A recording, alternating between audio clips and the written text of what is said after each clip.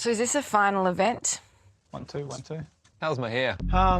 Scariest thing I've ever done. Bungee jump. Surfing with sharks. Cliff jumping. Probably jump out of an aeroplane. Flying in an FA-18 Hornet with the Blue Angels. Yeah, I'd have to say sailing through the Southern Ocean. Being on board a boat while Pete Belly is steering in the Southern Ocean. Scariest thing I've ever done? Probably racing in SailGP. Here we go. Lock her in. I'll drive from here. Racing. Stand by. Turning. Go wing. Don't fly too high. Dig it, boys. Woo. You're right. Slow down. Let's go. You ready? Play the lap. Like this? Come on. There, boys. I have to be more serious, you mean? Go. Oh, you want some excitement? It's all about the show, lads. Down the barrel, you reckon? What a great show it is. SailGP. Season 2. Showtime. Nailed it. Day number 1 of the Australia Sail Grand Prix in Sydney, and everyone now looking for that sweet spot. The start line of a SailGP race is a very fast-moving, dynamic environment. Aussie's hooked. Killing 9. The drivers have to be hyper-focused. If you are not 100%, you're going to have a major. Killing 8. The start in race 3, we were coming back into the line, but we'd been pushed by Jimmy and the American team. Japan were quite a long way to leeward. My attention was on Jimmy, and I just hadn't seen that Japan had turned up so hard. And turning up now. By the time someone mentioned, have you seen them, it was too late. Watch these guys. No, the British crew have crashed. They had no rights there. Disaster for the Japanese. Oh, my God. It was really late in the afternoon, and there was quite a lot of glare on the water. And their boat is a white boat, and I'm kind of looking at the software on the wing, and the white boat sort of came in view just behind the race software, and I was like, Japan. Watch these guys. We just missed them until the last moment. Oh, my God. Oh, my God. What the... Gosh, you've been kidding me. You asked me at the beginning what was the scariest moment of life. I guess in reflection, Ben taking us out is one of the scariest moments I've had on the water. There was absolutely nothing we could do in that scenario. And we're leeward boat, we're defending the line, and never were expecting someone to basically just bear away on the foil and just charge at us at full speed. I was literally head down, just setting my wing up ready for the speed build, and then the next thing we knew, there was a boat on top of us. It happened so fast, and we were sat there ready to rip and have a great race, and then suddenly we were sat there and we were sinking.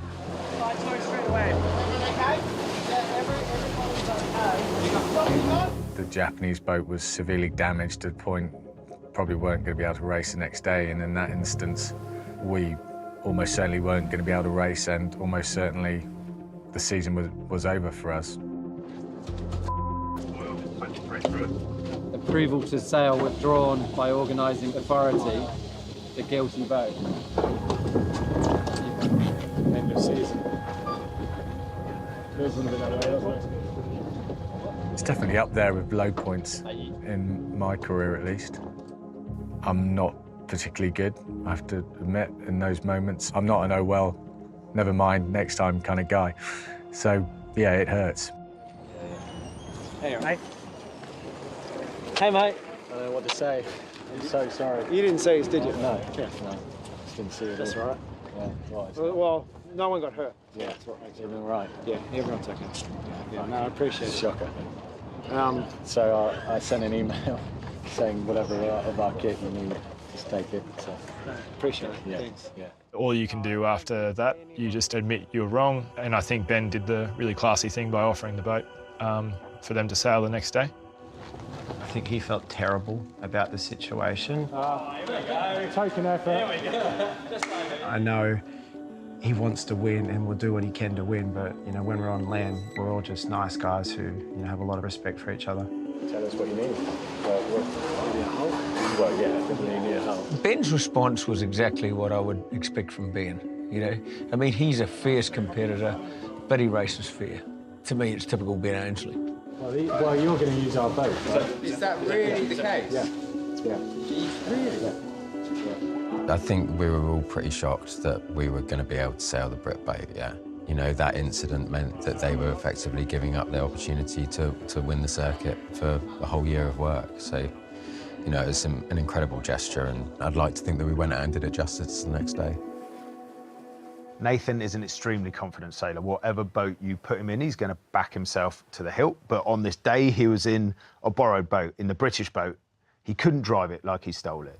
I think if you asked Verstappen and Perez to swap their Red Bull F1 cars, I'm not sure they'd be brave enough to go into that first corner at full speed. So for Nathan and his crew to do that was pretty impressive.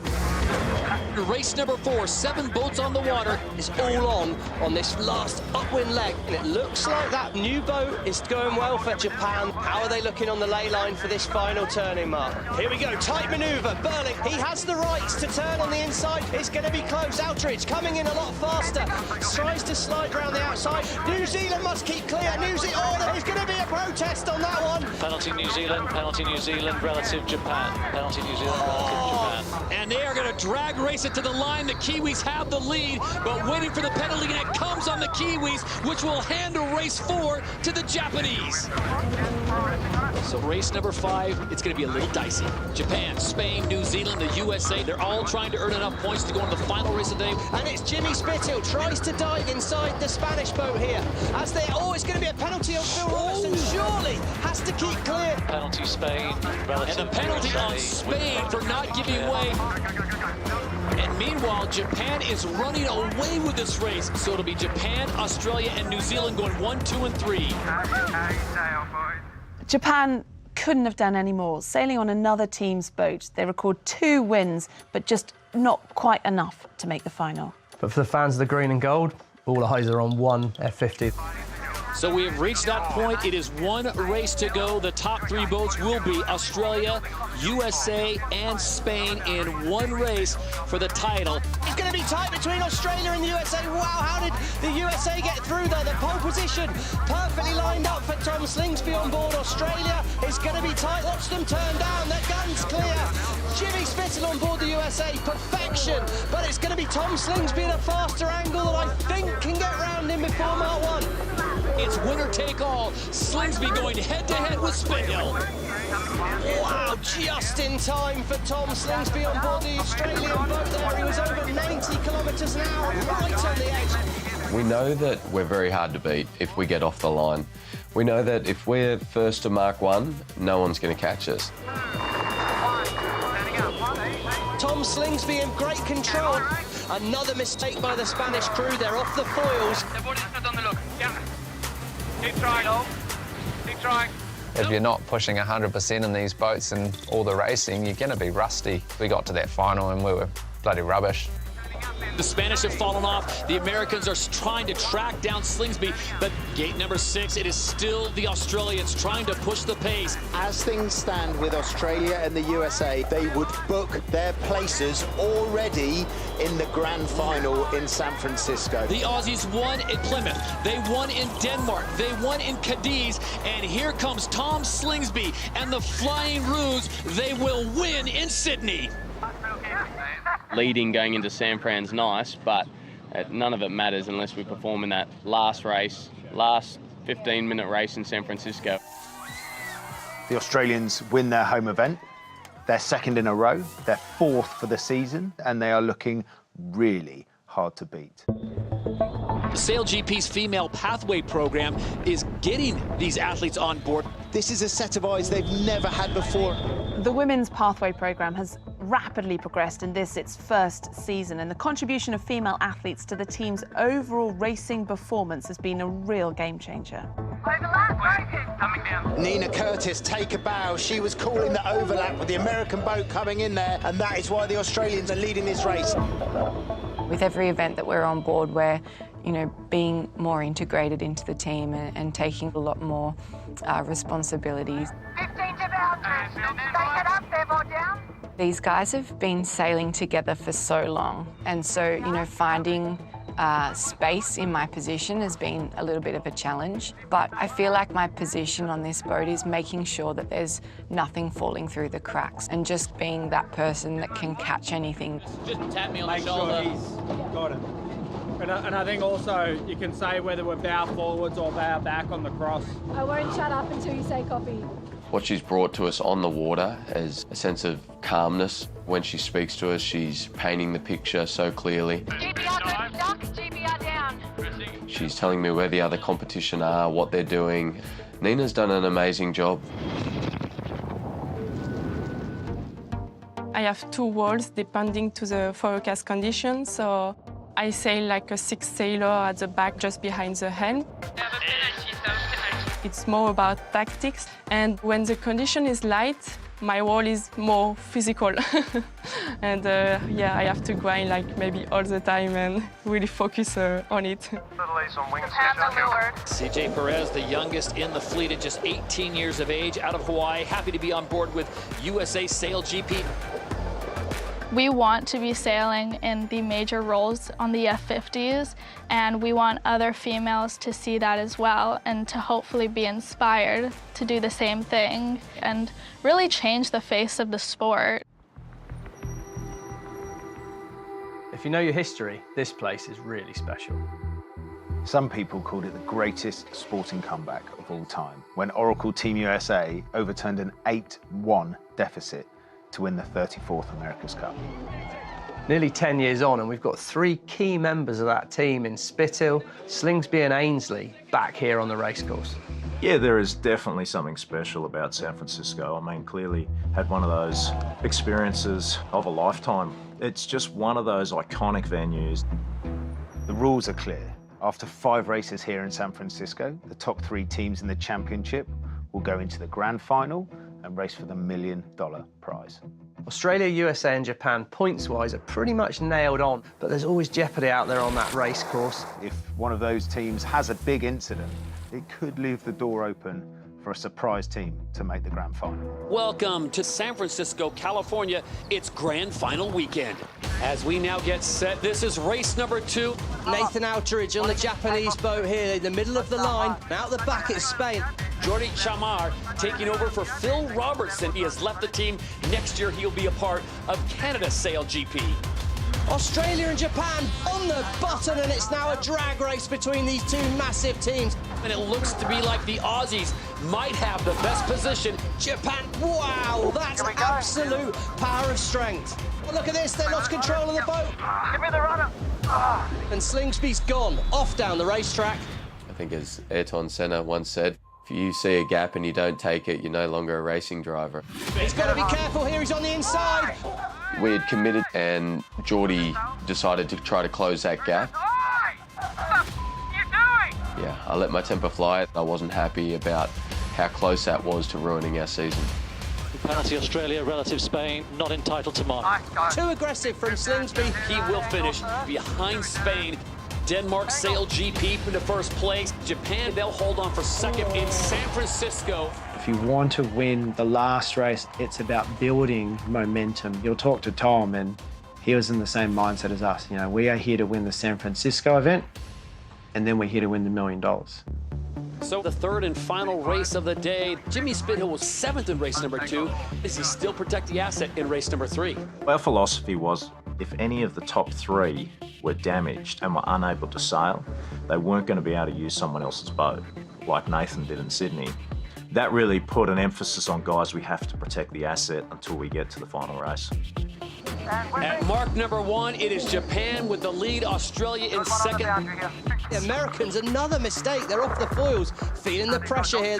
I just feel like, you know, what Jimmy did was the wrong call. You can't just flick a switch and go from, oh, I'm looking after my boat to now I'm going to win.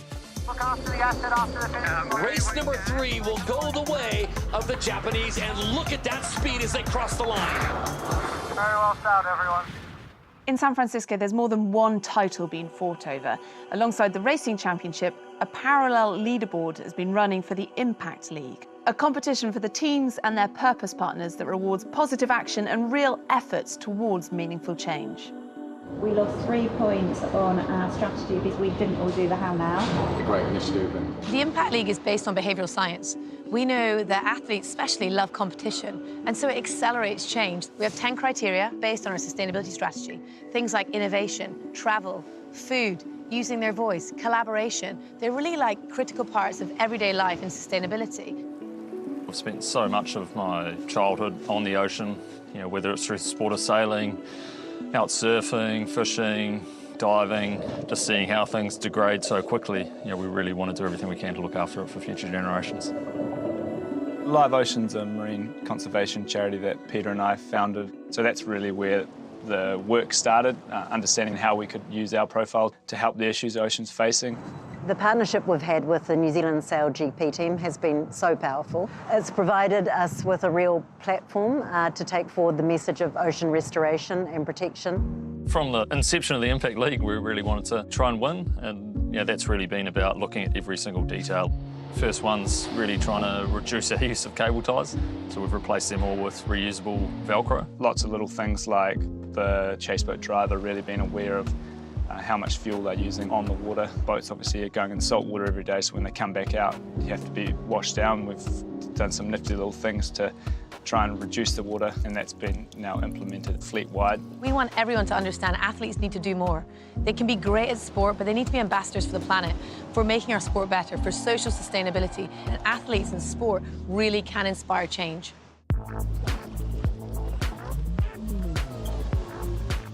SailGP's Inspire Racing programme has been shadowing the F50 action at all the events. It's a real chance to see the best young foiling talent.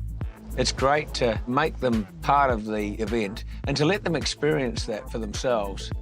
And that way they really get to see these top professional teams in action. It creates, I think, the stimulus for them to then say, OK, that's really what I want to do.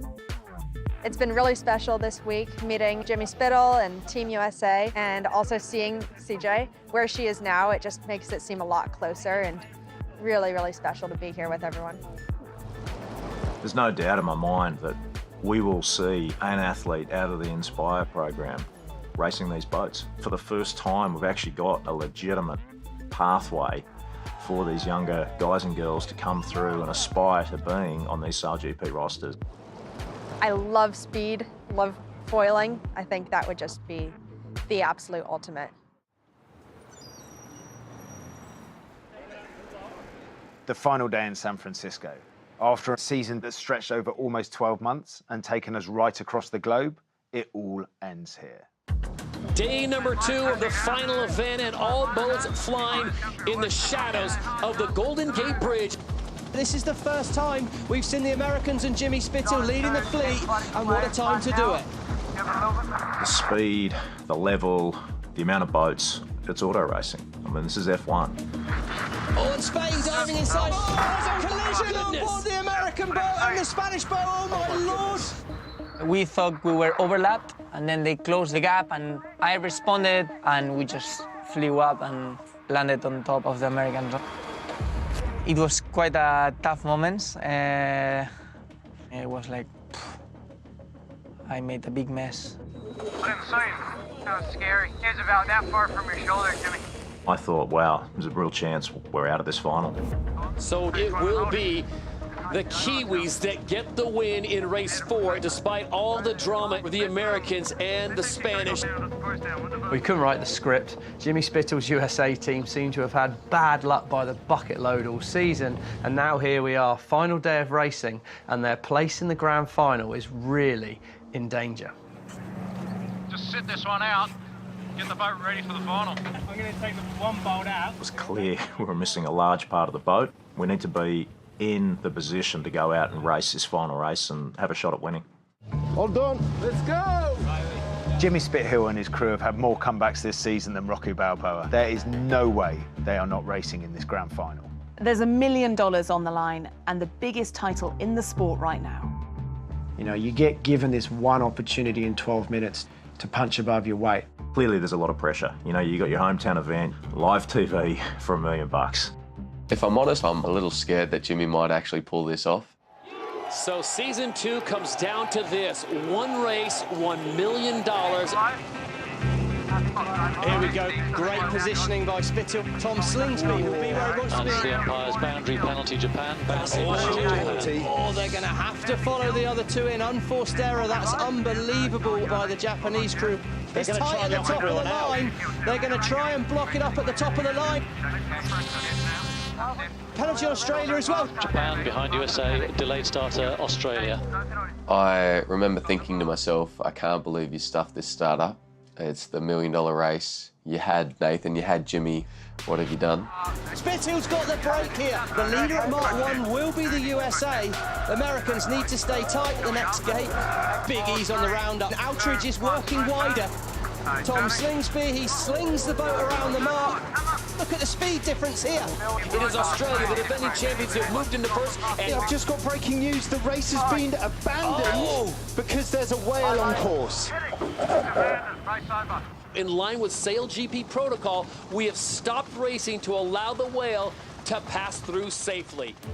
It's another chance to roll the dice. And if you're Tom, Nathan or Jimmy, you've got to ask yourself one question. Do I feel lucky? The restart of the grand final here in San Francisco, California, the last race of season 2 of SailGP. The Australians have the speed. There's the start there. Spittill's done a fantastic job again, but it's Australia and Tom Slingsby. They're boosting away towards Mark 1. Both boats behind off the foils. These are the defending champions, Australia. They get an early break here in the grand final. They make the turn. They are on to leg number 3. And right now, the Australians are coming up to a 500-metre lead. That's a right turn and they're up the foils. Down. This could be opportunity knocks for the boats behind. Wow. Foiling in come the American crew. The race is all on. Oh, but they're not laying. They're not laying. And here comes Japan. Up to second of the Japanese crew. And the Americans are stuck at the Windward Gate in no wind. That could well be the crucial moment. For Australia, SailGP, the repeat is now complete, and it is Australia that claims the title in 2022.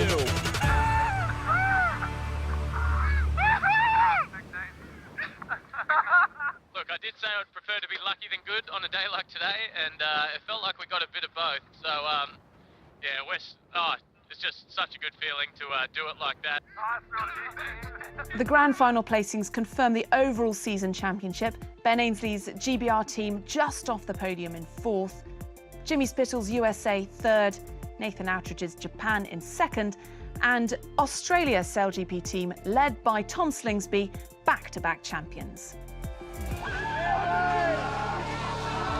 All season, Tom and the Australian team has been the benchmark team. All we can do is really just pay respect and, you know, what an incredible job. I feel like SailGP is the top competition in the world, and for Australia to be on the top step of the podium, yeah, I'm just so proud of us, our team. Racing. SailGP is phenomenal. It has rewritten how we view the sport. So season 3 just round the corner. Where else would you rather be? Next time on The Spirit of Yachting, a true offshore classic, the Rolex Giralia.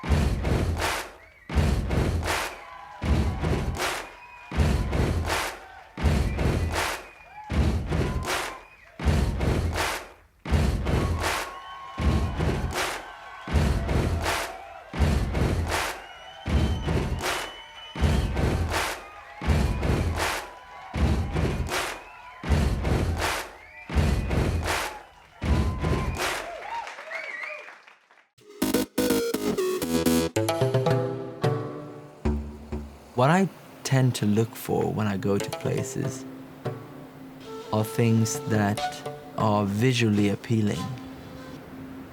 When you walk down the sand dunes here in St. Lucia. Just thinking of the old shipwrecks or the explorers, the first thing they saw was these long beaches and impenetrable forest. They still look exactly the same.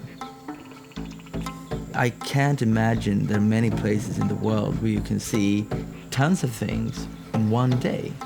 I want to pinch my arm and say, this can't be true. I'm in the middle of this. I think the uniqueness is that it's diverse. You could peel off layer after layer and you'll find more and more things. It's all here for you to just be part of.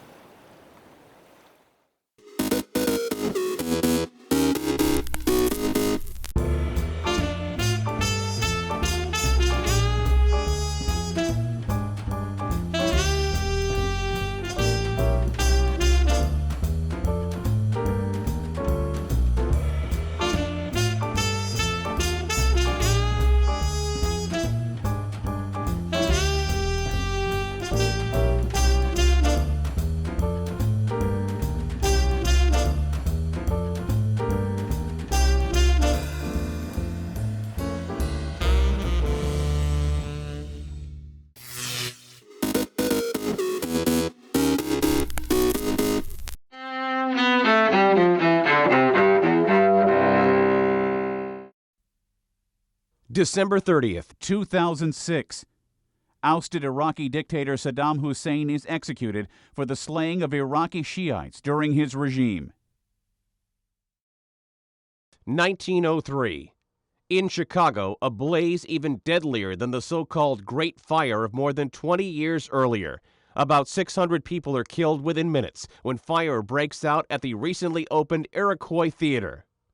1922. More than 5 years after the Bolshevik Revolution, Vladimir Lenin proclaims the establishment of the Soviet Union, the world's first communist state. 1936. The United Auto Workers Union stages its first sit-down strike at the Fisher Body Plant No. 1 in Flint, Michigan. The strike forces automaker GM to recognize the UAW, a move that leads to the unionization of the American auto industry. 1948.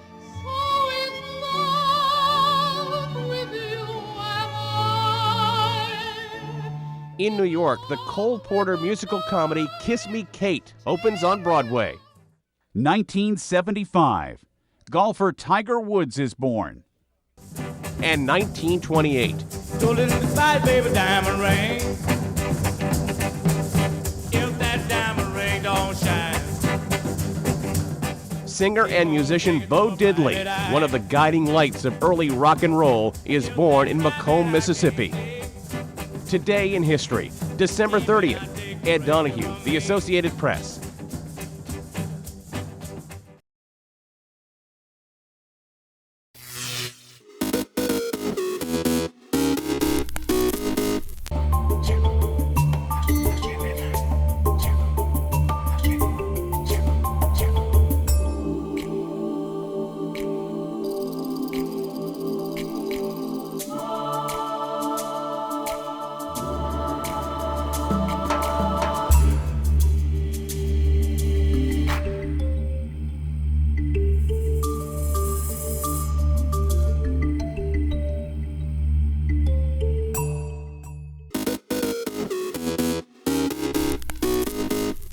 Welcome back in our studio, and in today's news,